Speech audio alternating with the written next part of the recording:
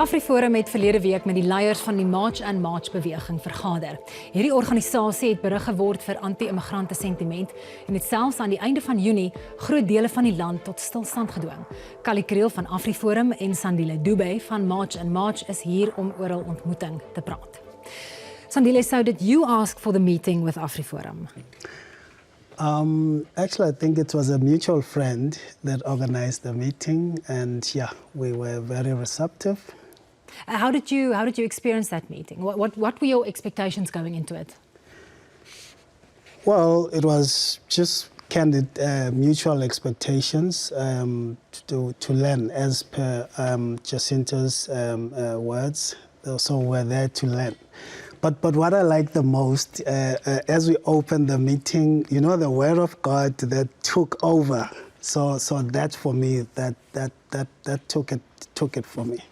Kali, waarom het julle ingestem tot hierdie vergadering? Wel, ek dink dit is vir ons baie belangrik, is eenvoudig. Ons wil vir ons gemeenskappe, ons kinders en ons gesinne 'n toekoms skep hier aan die suidpunt van Afrika. En om dit reg te kry binne omstandighede waar daar mense is wat ons wil isoleer, dan is die slim ding om te doen is om bondgenootskappe te bou. En bondgenootskappe met baie verskeidenheid van mense, mens gaan nie altyd oor alles saamstem nie. Natuurlik sal March and March met goed van AfriForum verskil en soms sal dit andersom werk. Maar die belangrikste is ook wat Sandile nou gesê het.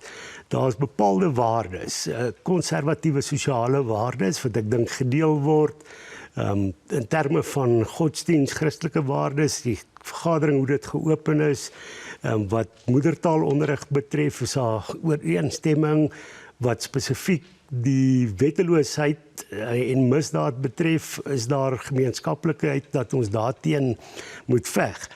So ons bou bondgenootskappe en hierdie was 'n ideale geleentheid om ook in hierdie verband bondgenootskappe te bou. Sandile, did you receive any backlash from your supporters after this meeting was made public? Well, not much from our supporters, but from our traditional critics, we anticipated that there will be backlash, but we were able to clarify. But we are very happy to note that on social media, you know, we've actually sparked the conversation.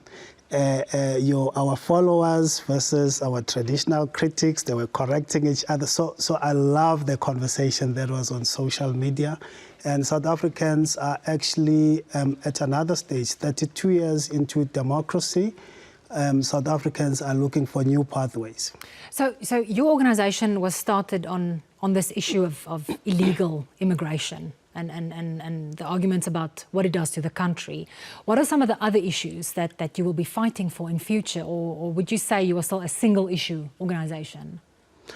Not at all. We have a 30-year plan as March and March. I think post 30 June, we've announced that we have a 90-day plan that will be unpacking some of the things. And AfriForum is within that 90 days, and we're very excited. Some of the issues that we stand for, you would have noted that in Durban, there's a woman who was stabbed more than 40 times. So we will be coming into the GBV issues. Gender-based violence is actually a big issue in this country that we need to raise. We raise issues like your township economy. You would know that there's been an outcry from the South Africans to say the tuck shop economy in our townships should be reserved for South Africans. So those are some of the issues that we'll be raising. Kali, wat kan julle by March and March leer? Hulle neem 'n ander benadering as dit kom by om druk op die staat te plaas. Die strate word ingevaar. Daar's 'n man in Pietermaritzburg doodgeslaan gedurende een van hierdie optogte. Dit is 'n baie ander manier van doen as waaraan julle gewoond is. Ja, ek dink wat March and March wel het, is die vermoë om landwyd gemeenskappe te mobiliseer. En dis ook wat ons doen. Ons doen dit weliswaar op 'n ander wyse in terme van mobilisering van plaaslike gemeenskappe om te bou. Maar ek dink die feit is, ek dink waar daar ooreenstemming is, ons sit met 'n regering wat nie luister nie. En wat eintlik in elk geval onbekwaam is, ons het nou in jou insetsel ook gesien, wat net doeteenvoudig mense in die steek laat. En ek dink wat ons by mekaar kan leer is dat mens nie net hoef terug te sit en niks te doen nie. Dat mens daadwerklike stappe moet neem. Uit die aard van die saak gebeur dit altyd. Jy weet, daar is ook in terme van die wanvoorstellings wat sommige van die woke elite teenoor ons maak hulle ook natuurlik teenoor March and March, maar in ons gesprek was dit baie duidelik. Beide organisasies is gekant teen enige vorm van geweld. Ons wil wet en orde wel in die land hê, ons wil grensbeheer hê, en dit is nie teen immigrante nie, dis teen onwettige immigrasie. En ook die belang van kulturele waardes en behoort. En ons leer in daardie opsig, leer ons van mekaar en ons sien daarna uit om op die punte waaroor ons saamstem te kan saamwerk. Sandile, so Kali says both of your organizations are you've come out strongly against violence, but you've been criticized in the past of being quite heavy-handed towards immigrants during some of these marches. Is there not a discrepancy there? Well, there's a discrepancy in terms of understanding who is March and March. There's various interest groups or civic organizations or even community members that have an interest in the work that we do. But as March and March, marches that are organized by us are heavily guarded. We have people that monitor all those marches if they go according. So we're very clear in all our press statements that we're not for violence, we are for the rule of law. We cannot expect the government to implement the Constitution if we don't believe in the very same Constitution.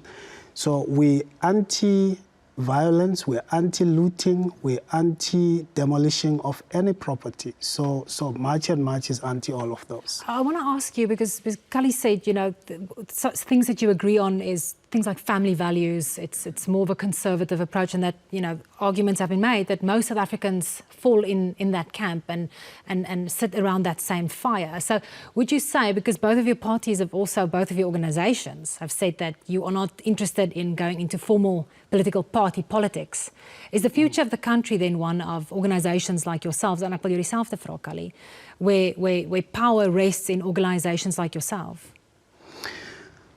Look, I've said that the country is changing. We're into a different dynamic. Look, we can't take the fact that we have a past that we need to have a conversation on, but that conversation should not be a hold into the future. We must learn from the past and look at how we strike a conversation, paving a way forward to the future. We, for instance, looked at issues like your intercultural relations, because we're interested in social cohesion issues. Contrary to the belief that March and March is anti-humans, we anti-constitution. We anti-people that take our constitution for granted. We're saying all illegal foreign nationals must vacate this country, and that's what we stand for. And in Zulu, we're saying Babahambe, and we are not apologetic with that stance. We don't have a problem with foreign nationals in general, but everything must be done legally. But second point that we want also to make is to say there's an issue around our township economy. Now that whether you are legal or illegal, it's immaterial. It should be reserved for locals. That's the argument. Okay. Yeah, that's the argument. Kali, jou antwoord daarop? Goed, net wat die partytetiek betref, dus partytetiek is nie die enigste vorm van lewe nie. Dis natuurlik belangrik dat daar politieke partye is. Maar lê die mag, lê die toekoms van Suid-Afrika in organisasies soos julle sin. Dit is die probleem wanneer jy staatsverval het. Die enigste buffer teen staatsverval is sterk selfstandige gemeenskappe. En om sterk selfstandige gemeenskappe te hê, moet jy sterk burgerlike instellings hê. En dit is waar die toekoms lê. Mens gaan baie moedeloos raak as jy na die regering kyk en sê die mense moet vir ons 'n toekoms skep. En ek dink wat my opgewonde maak oor hierdie gesprekke en die talle ander tradisionele gemeenskappe met wie ons ooreenkomste het, is dat mense sê, ons gaan die hande, verstand en roeping wat die Here vir ons gegee het, gebruik om ons toekoms in ons eie hande te neem. Ons gaan dit bou en dit is baie bevrydend as jy jouself nie afhanklik stel van wat politici doen nie. En dit is hoekom ons nie in die partypolitiek betrokke gaan raak nie. Ons dink die staat is daar's besigheid, daar's politieke partye, maar wat gebeur het in Zimbabwe? Ons het baie gewerk met die boere daar wat sê, hulle probleem was, hulle het nie 'n sterk burgerlike samelewing gehad wat die regering verantwoordbaar kan hou nie. En ons moet daardie koester en uitbou, en daarom sal ons ook betrokke wees met die uitbou van March and March en ook 'n klomp ander burgerlike instellings by 'n klomp gemeenskappe. Kali Sandile, thank you so much, baie dankie. Thank you.